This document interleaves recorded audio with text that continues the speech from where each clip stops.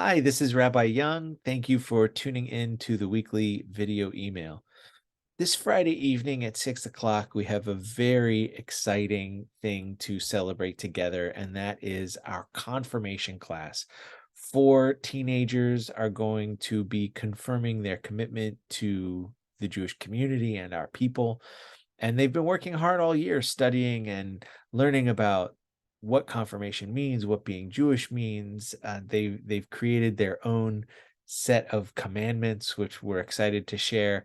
And I wanted to talk today about confirmation itself and the concept, because we're doing it a full week after Shavuot, and usually in the Reform movement we do confirmation and Shavuot at the same time, because Shavuot is about accepting Torah and confirmation is about accepting a Jewish life as a teenager and hopefully committing to it as an adult.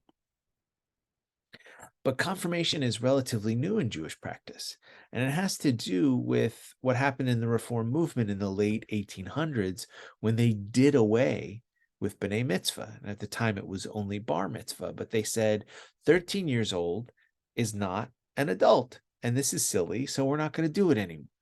And then the teenagers noticed that all of their friends were doing things in other religious ceremonies. They were doing quinceañeras and sweet 16s and confirmation.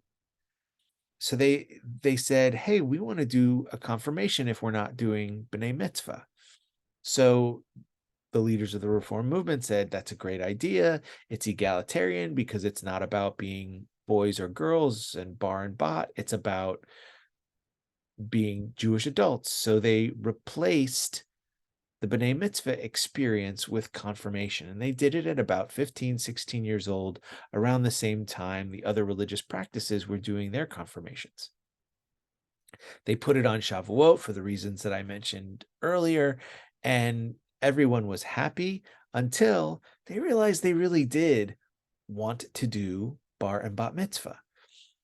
So when they added B'nai Mitzvah back into Jewish practice, they did not take away confirmation. So now we have 13-year-olds doing confirmation and 15 and 16-year-olds, 13-year-olds doing B'nai Mitzvah and 15 and 16-year-olds doing confirmation. And there isn't much of a difference in a lot of these children between 13 and 15 or 13 and 16. Most kids don't do that much growing up in 3 years. I'll say it's different for these kids. These are a real special group of kids, especially since they became B'nai Mitzvah in COVID. Like these three really B'nai Mitzvah, because two of them are twins, really around the time of COVID, everything changing, everything altering, unless they just kind of escaped under the wire, like my son Alexander did, whose bar mitzvah was 2 weeks before we all went underground. So these three kids have really changed a lot, but it's different than most. And to be able to do confirmation on Shavuot is wonderfully meaningful, but people don't go to Shavuot anymore.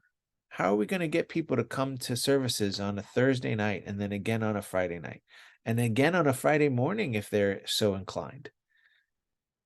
Knowing that people have been drifting away from celebrating it Shavuot on Shavuot, we move it to a Friday night. And then knowing that we have the passing of the Torah to each person who wants to receive it, the extra pieces of Shavuot service, like reading Torah and doing Hallel. Then to add confirmation to all of that, it made for a very long service. And several years ago, Jenna and I decided to move the two apart from one another so that we could have two much more time reasonable services. So we've moved confirmation to this family style Shabbat at the beginning of June, which is after Shavuot. And we've allowed Shavuot to be its own thing and confirmation to be its own thing, which I think is a blessing both to the practice of Shavuot and to the children who we will be celebrating this Friday night.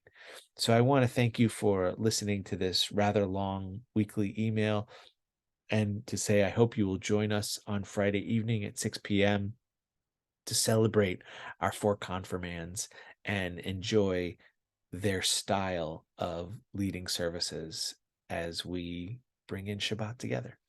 So have a great week, and I will see you soon.